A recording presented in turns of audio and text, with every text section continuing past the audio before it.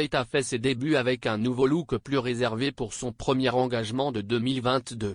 La duchesse, qui a récemment célébré son 40e anniversaire, est arrivée dans un élégant manteau bleu marine, un col polo noir et son pantalon jigsaw préféré au Foundling Museum dans le centre Londres mercredi pour une visite conjointe avec son mari le prince William, 39 ans. La mère de 3 enfants, qui est mécène du musée depuis 2019, a complété son choix de vêtements avec de nouveaux cheveux de couleur plus foncée et un maquillage atténué. Selon Laura Kay, experte en maquillage et fondatrice de Laura Kay London, l'apparence de Kate a créé un look professionnel global. Elle dit que cela contraste avec le glamour de Noël utilisé par la duchesse ces derniers mois. À l'approche de la période des fêtes, le maquillage de Kate était caractérisé par un éclat bronzé et une peau rosée, tandis qu'au début de la semaine, elle a opté pour un look plus naturel avec juste une touche de fard à joues sur ses joues et une couche de rouge à lèvres.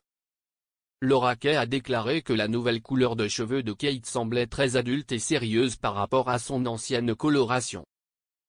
Elle a ajouté que le look général de la duchesse était frappant bien qu'il soit plus réservé que ses précédents choix de maquillage et de coiffure. Madame Kay a déclaré à la colonne Female du Daily Mail, pour lancer le nouvel an, Kate a émergé avec une apparence complètement atténuée. Son maquillage est propre et frais avec une lèvre rose naturelle. Son fond de teint mat est assez poudré qui contraste avec ses nouveaux cheveux qui sont d'un bloc de couleur brun foncé. Sa nouvelle couleur de cheveux a l'air très adulte et sérieuse par rapport à ses tons plus riches récents, mais les vagues douces la font paraître plus jeune. L'apparence générale de Kate est assez frappante même si les éléments séparés semblent plus réservés que ce que nous avons vu récemment. Madame Kay a poursuivi en ajoutant que Kate semblait professionnelle et d'apparence naturelle, sans avoir l'air trop drastique ou exagéré pour la réunion. Elle a expliqué que la duchesse avait appliqué du maquillage pour les yeux blancs ou plus clairs au-dessus des plis des yeux, afin de faire ressortir ses sourcils et ses yeux.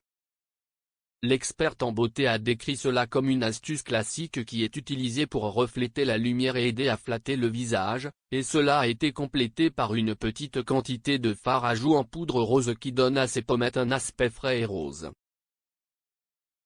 Elle a également expliqué que la duchesse avait peut-être opté pour un maquillage discret car c'était une occasion de jour.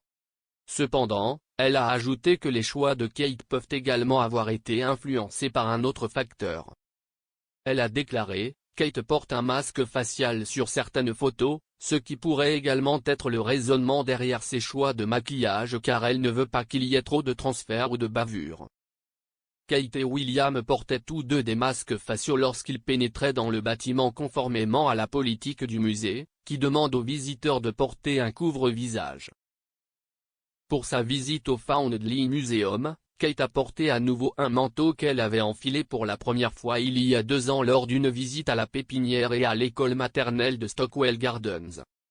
Ses cheveux étaient coiffés d'un brushing lâché bouclé, et la duchesse a accessoirisé avec un achat abordable dans la Grande Rue, une paire de boucles d'oreilles à 7 livres d'accessories. Le musée raconte l'histoire du Foundling Hospital, la première organisation caritative pour enfants du Royaume-Uni créée en 1739, en tant que foyer pour les enfants dont les mères ne pouvaient pas s'occuper d'eux. Pendant leur séjour, Kate et William ont parlé avec des patrons d'organismes de bienfaisance des sujets de l'itinérance, de l'impact sur la santé mentale et de l'aide aux jeunes pris en charge qui échouent ou passent entre les mailles du filet.